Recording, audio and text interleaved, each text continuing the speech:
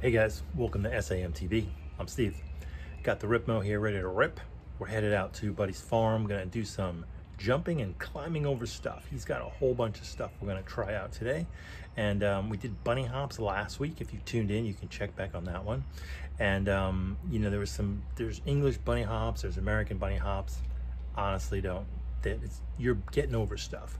The bunny hop I showed you last week is literally the easiest bunny hop you can do. You're basically just compressing and then jumping with your bike, and you're jumping and taking your bike with you. Essentially, that's all you're doing. You are jumping and your bike is coming along for the ride.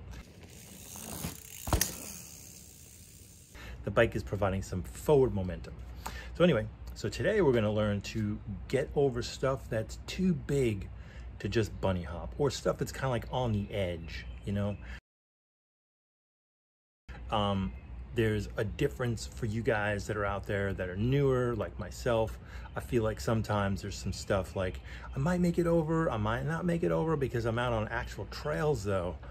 I'm just not gonna take a chance. So I'll stop, I'll slow down. I hate stopping and slowing down, just feel defeated. So today we're gonna practice some skills to get you over those things that are stopping you right now. So let's get out there and ride.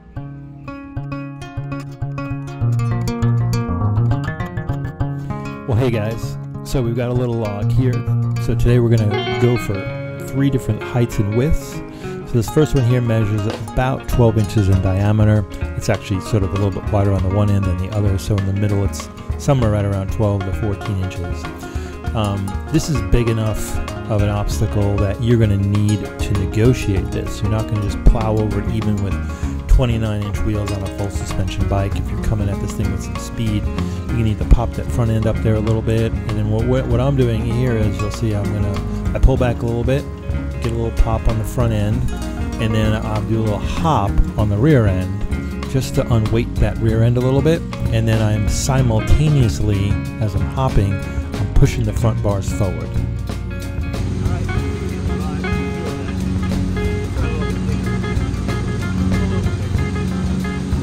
So we made it over this little 12-inch log here. So we're gonna go a little bit bigger. Found this other log here. This one measures about 14-ish inches, 15 inches in diameter. So it's kind of, the two of these together are gonna represent either a much larger log individually, or maybe like a boulder or a rock or something you might encounter.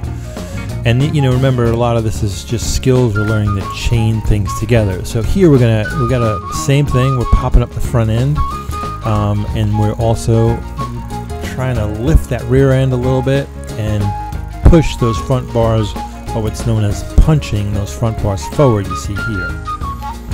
So now it's time to go bigger. This is really the goal of this video. For me personally, this was the goal, was to get to this size log right here. This thing runs about almost 20 inches in diameter, and what I decided to do is keep the 3 logs together. It's just a little bit more of a challenge, and it's going to probably represent a little more of some of the obstacles many of you are going to find out on your trails. Okay guys, here we are. We've got the big log at the middle now. About double our height and almost tripled our distance. Okay, so now first thing, we need to increase our speed. I approached this a little too slow, a little too passively. I thought, like with the last 2 logs, I'd kind of just get that front end up there, a little pop on the rear and roll over it, and that wasn't the case. So I need a little more speed, be a little bit more aggressive. Definitely want to get that front tire up. Here's a trick. You do not need to land that front tire completely on top here. Take a look at this. As you can see, my front tire is just hitting near the top, and I'm allowing them that momentum because I've got more speed, and that kind of jump I'm doing, slowing this way down here so you can see. Look right here. See where that front tire hits that larger log. It actually hits it about 3/4 of the way up, right on the face of it. And now the momentum and the size 29-inch tires are going to roll with the momentum. At this point, those bars are coming closer to my chest. Once I get to that certain point right about here, I'm popping. meaning I'm jumping to unweight the rear end and I'm punching out with the front of that bike. As you can see right here, starting to extend the front tire that's going over. It's actually lifting the rear end up so it looks like it just clears, but it's really going over really lightly over these logs. The bigger the log, the more aggressive you're going to have to be with this jump and punch. It's really just one motion, really. But just remember that the bigger this obstacle is, the more you're going to have to jump and the more you're going to have to punch. This is what it looks like in full-time speed. So let's get on this trail. This is the actual log on the trail I've stopped for dozens of times. This time with a little bit of practice here, I mean, I was out for about an hour practicing, went out to this trail. It's about 95 degrees this day. I mean, it was hot, and got over no problem. A lot of it, I think, for most of us is just going to be building some confidence. Let's take a look from another angle here. And as you can kind of see, the trail rolls off to the right, which is a little bit downhill over this log. So you really need to get a good hop over this thing, or you're going to get hung up. So there you go, guys. We're getting over stuff now. So this is part 2 of a 3-part series. Last week we touched on bunny hops. And just you know, just a note, you got to start somewhere. So if you're looking at this and thinking, oh my gosh, I could never get over that, you can get over it, but doesn't mean you need to start here. This log, you know, was 2 feet in diameter, so you probably need to scale it down. Check out the bunny hop video I did last week.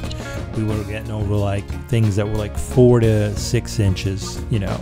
And if you're an aggressive rider and you've been doing this a while, you know, well then you don't need to check that out. But for a lot of people out there, you're going to need to start there. It's a good place to start. It's really foundation and fundamental. Check that out. This is part 2. We're getting over stuff. We're applying the punch. And then next week, we're going to go for things bigger. Next week's going to be trying to get over things 2 feet and larger. And we might be throwing in some jumps, possibly, but we're going to play that by ear. Not exactly sure where that's going to go yet, but nothing is off the table.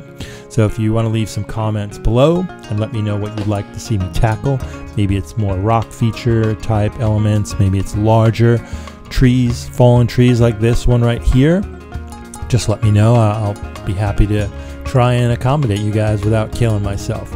Well, thanks so much for stopping in today. Hey, if you'd like to see more of this video and some of the behind the scenes and bloopers and stuff, me falling over and things, check me out over on Patreon at patreon.com/SAMTB. And one last thing, guys, if you've made it this far, why not hit that subscribe button now and click that bell so you get notified when I put out my next video.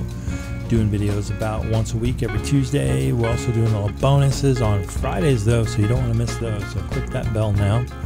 Thanks so much for coming along for the ride today. Look forward to see you guys out on the trail soon.